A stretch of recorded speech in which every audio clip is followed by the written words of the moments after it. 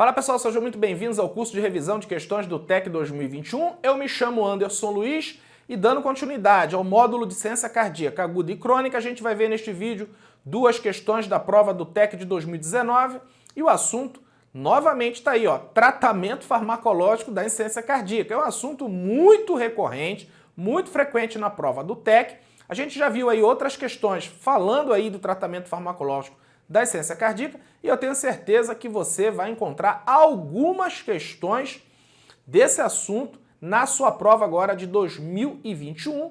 Então, sem mais demora, TEC 2019, sobre o tratamento farmacológico da insuficiência cardíaca, segundo a diretriz brasileira de insuficiência cardíaca crônica e aguda de 2018, é correto afirmar. Então, muito bem. Então, o enunciado aí é bem direto, né? Quer saber a alternativa correta em relação ao tratamento farmacológico da insuficiência cardíaca. Então, a gente vai ler as alternativas e vamos fazer, né, aquela revisão, aqueles comentários em relação a cada alternativa. Vamos buscar aí a alternativa correta. Letra A. O benefício de antagonista dos receptores de mineralos corticoides para paciente num período pós-infarto agudo do miocárdio, com fração de ejeção do ventrículo esquerdo menor que 40%, e sinais clínicos de insuficiência cardíaca, foi demonstrado pelo uso da eplerenona. A eplerenona não está disponível no mercado brasileiro e a espironolactona pode ser usada com a extrapolação destes dados. E aí, a gente pode utilizar a espironolactona em pacientes pós-infarto com fração de ejeção menor que 40% e sinais clínicos de insuficiência cardíaca, tá? E os dados da eplerenona, a gente pode extrapolar para a espironolactona? Então vamos ver o que diz a diretriz, está aí a diretriz de 2018, né? Fazer um zoom aqui e vamos ler juntos aqui, ó. O estudo Éfesos, por outro lado, avaliou pacientes no período pós-IAM com disfunção do ventrículo esquerdo, fração de ejeção menor que 40% e sinais clínicos de insuficiência cardíaca. O uso de eplerenona reduziu de forma significativa a mortalidade total, a morte súbita e o desfecho combinado de mortalidade cardiovascular ou hospitalização por insuficiência cardíaca. A eplerenona não é disponível no mercado brasileiro, mas houve consenso entre os especialistas que participaram desta diretriz de que os resultados verificados com eplerenona possam ser extrapolados para a espironolactona. Tá aí, né? Então é exatamente o que a gente vê na letra A que está lá na diretriz, né? O cara copiou e colou, tá? Então a gente pode extrapolar os dados da eplerenona para a espironolactona, segundo consenso de especialistas, tá? E da diretriz, tá certo? Então a gente pode utilizar a espironolactona, né? Naqueles pacientes pós-infarto com fração de ejeção menor que 40%, sinais clínicos de insuficiência cardíaca. Então a letra A parece que é o gabarito, ela está correta, mas vamos ver as outras alternativas para a gente aprender um pouquinho. Letra B. Em pacientes com insuficiência cardíaca, os fármacos de uso habitual podem estar associados a alterações de função sexual. Dentre eles estão os diuréticos tiazídicos, os beta-bloqueadores, a digoxina e os antagonistas dos receptores de mineralocorticoides. Dentre os beta-bloqueadores usados para insuficiência cardíaca, todos, carvedilol e succinato de metoprolol, têm risco similar de ocasionar disfunção erétil, né? Então tá falando aí da disfunção erétil provocada por alguns fármacos, tá? A gente sabe, né, que o tiazídico, beta-bloqueador, digoxina, antagonista da aldosterona, esses fármacos, né, cursam geralmente aí com disfunção erétil, tá? Mas aí a pergunta não é essa, a pergunta é o seguinte: dentre os beta-bloqueadores utilizados para insuficiência cardíaca, né, então a gente tem lá carvedilol, bisoprolol e o metoprolol, ele diz que possuem, né, os três possuem risco similar de ocasionar disfunção erétil, tá? E aí que está o erro da questão, né? O carvedilol, ele não é seletivo, ele é um beta-2 bloqueador, ou seja, ele bloqueia receptor beta-1 e beta-2, mas ele bloqueia receptor alfa-1, tá? O que proporciona ao carvedilol um efeito vasodilatador. Já o bisoprolol e o metoprolol, né, eles são seletivos de receptor beta-1, eles não atuam em receptor beta-2, mas também eles não têm efeito vasodilatador. O que muda aí em relação ao bisoprolol e ao metoprolol, né, é essa seletividade. o bisoprolol, ele ainda é mais cardioseletivo do que o metoprolol, tá certo? A droga que o beta-bloqueador mais utilizado aí naqueles pacientes que têm disfunção erétil seria o nebivolol. Por quê? Porque o nebivolol, ele é altamente seletivo para receptores de beta-1 e ele tem ação vasodilatadora porque ele aumenta ali o óxido nítrico, né, no endotélio vascular. Então, o nebivolol, né, para aqueles pacientes que têm disfunção erétil, ele entraria muito bem. Só que lembra, ó, paciente com insuficiência cardíaca, o nebivolol, né, ele é classe de recomendação 2B e ele só foi estudado em pacientes com mais de 70 anos, tá certo? Então a gente tem que tomar muito cuidado aí, pra gente também aí não extrapolar dados do nebivolol para outros pacientes, tá certo? Então o nebivolol, ele é reservado para pacientes com mais de 70 anos, com insuficiência cardíaca e fração de ejeção reduzida, tá?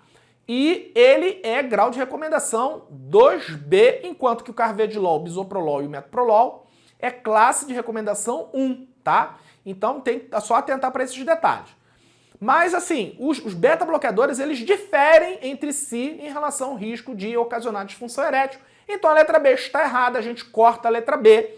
Letra C, os bloqueadores dos receptores de angiotensina, né, os BRAs, são a alternativa para pacientes intolerantes com alergia documentada ou outros efeitos adversos, como hipotensão, hipercalemia ou disfunção renal aos inibidores da enzima conversora de angiotensina. Tanto a taxa de intolerância como de outros efeitos adversos é maior com os IECAs do que com os BRAs. Veja, né? Quando é que a gente vai utilizar um BRA no paciente portador de insuficiência cardíaca?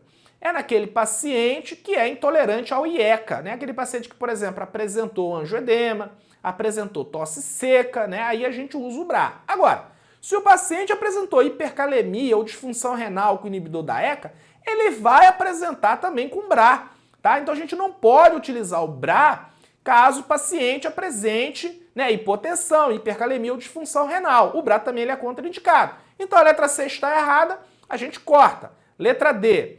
Sobre os beta-bloqueadores para tratamento de primeira linha da insuficiência cardíaca, com fração de ejeção reduzida, as drogas carvedilol, bisoprolol, succinado de metoprolol e nebivolol determinam benefícios clínicos na mortalidade global, na morte por IC e morte súbita, além de melhorarem sintomas, reduzirem taxas de rehospitalizações por IC em inúmeros estudos clínicos.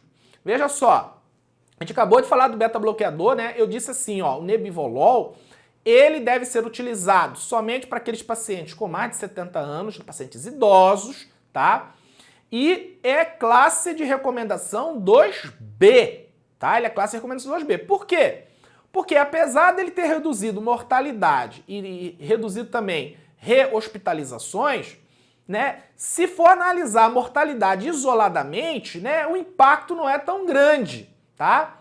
Já o carvedilol, o bisoprolol e o metoprolol, aí todos os três beta-bloqueadores é grau de recomendação 1, né, classe 1. Então, tem diferença, tá? Tem diferença, né? Então, se ele não tivesse aí colocado nebivolol, a gente poderia até dizer que essa alternativa está correta. No entanto, como ele colocou nebivolol, nebivolol é grau de recomendação 2B, então a letra D está errada, a gente corta. Letra E. Quando do emprego de beta-bloqueadores, os desfechos positivos esperados se tornam aparentes após a primeira semana de uso, não, né? Os efeitos, tá, do beta-bloqueador, eles ocorrem de semanas a meses após, né, o início do beta-bloqueador, tá? Semanas a meses e não após a primeira semana, semanas a meses. Então a letra E está errada, a gente corta, vamos voltar lá. Então o gabarito da questão é a letra A, né? A gente vai utilizar a espironolactona para aqueles pacientes no pós-infarto com fração de ejeção menor que 40% e sinais clínicos de insuficiência cardíaca. TEC 2019. Homem caucasiano de 72 anos com cardiopatia isquêmica, infarto do miocárdio prévio e fração de ejeção do ventrículo esquerdo de 32%. Refere que atividades físicas habituais causam sintomas como dispneia. Ao exame físico, ele apresenta-se lúcido, corado, hidratado, eupneico em ar ambiente, pressão arterial 120 por 84, frequência cardíaca de 66, frequência respiratória de 12, ritmo cardíaco regular com B3 sem sopros, pulmões limpos, abdômen sem vísceros megalias, peristalse normal, sem ascite, membros inferiores sem edemas. Atualmente ele está fazendo uso regular de nalapril 20 mg 2 vezes ao dia, carvedilol 25 mg 2 vezes ao dia, espironolactona 25 mg uma vez ao dia, AS 100 mg uma vez ao dia, simvastatina 20 mg uma vez ao dia e furosemida 40 mg uma vez ao dia.